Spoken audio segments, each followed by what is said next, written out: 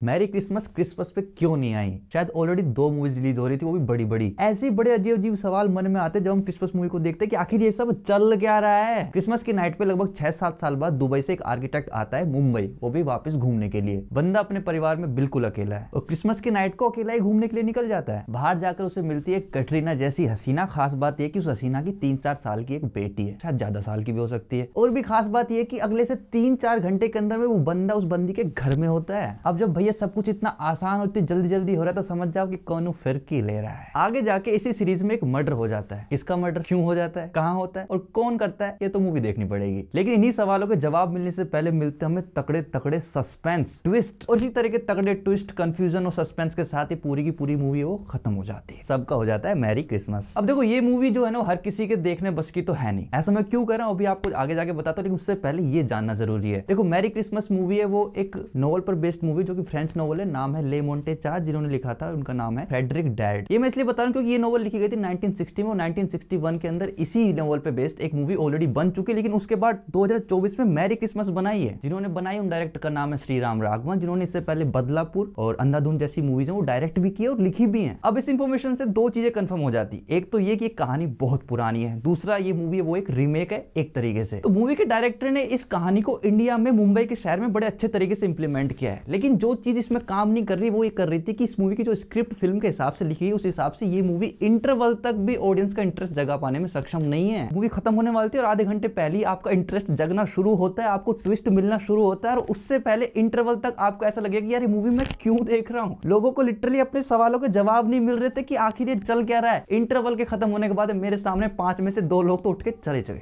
मजा नहीं आ रहा था उनको। इंटरवल तक मुझे खुद ऐसा फील हो रहा था कि मूवी को जबरदस्ती खींचा जा रहा है, जरूरत नहीं है कुछ भी। और इसी वजह से मैं कह रहा हूं कि इस मूवी को देखना हर किसी के बस की नहीं है। जिस बंदे में अच्छा खासा पेशेंस लेवल हो ना वही से देख सकता है, क्योंकि आज के रील के जमाने में पेशेंस तो शायद ही किसी में बचा है। यदि ये मूवी ओटीटी पे आती तो शायद मैं इसे कई टुकड़ों में देखता, लेकिन ओटीटी पे आने का एक फायदा ये होता कि मैं इसे ज्यादा कंसंट्रेशन और प्राइवेसी से देखता, क्योंकि एक बहुत ही सीरियस मूवी है। फायदे नुकसान दोनों है, बट इंतजार करना इतना बेकार नहीं गया। जो ट्विस्ट और जो क्लाइमैक्स आता है ना वो वाकई में बढ़िया है। सभी एक्टर्स की एक्टिंग भी बढ़िया है, बीजीएम भी काफी अच्छा है और पुराने जमाने की याद दिला देता है। फैमिली मूवी बिल्कुल भी नहीं है, किसके 2-3 सीन्स हैं, फिर भी फैमिली के साथ नहीं जा सकते। मूवी के विजुअल्स बिल्कुल नॉर्मल, तो सिनेमैटिक एक्सपीरियंस जैसी कोई चीज नहीं है कि भैया सिनेमा हॉल में देखोगे तो ही वो मिलेगा। लेकिन कहानी खास है, इसलिए कहानी कहीं भी देखो, चाहे विजुअल्स सिनेमा हॉल में देखो चाहे ओटीटी पे देखो, बराबर ही एंटरटेनमेंट आपको देने वाले हैं। सो मेरा final statement for new release movie merry Christmas वो ये है, एक बढ़िया सा सस्पेंस ड्रामा है जिसको देखने के लिए बहुत सारा कंसंट्रेशन और पेशेंस दोनों ही चाहिए। बहुत ही सीरियस टाइप मूवी, इसलिए जिनको केवल मास सिनेमा पसंद है उनको बिल्कुल पसंद नहीं आने वाली। तो यदि एक लंबा पेशेंस रख सकते हो, विजय सेतुपति या कैटरीना कैफ में से किसी एक के भी फैन हो, तो भाई जाके इस मूवी को बेधड़क देख लो। यदि मैं अपने एक्सपीरियंस को रेटिंग्स में बयां करना चाहूं तो मैं रेटिंग्स दूंगा 3.0 आउट ऑफ 5। यदि हमारी बातचीत पसंद आई तो वीडियो को लाइक कर दो, कमेंट करके अपनी टिप्पणी एन के टिप्पणी पर जरूर डालना और आगे भी बातचीत जारी रखने के लिए एन के टिप्पणी को सब्सक्राइब कर लो, नोटिफिकेशन बेल भी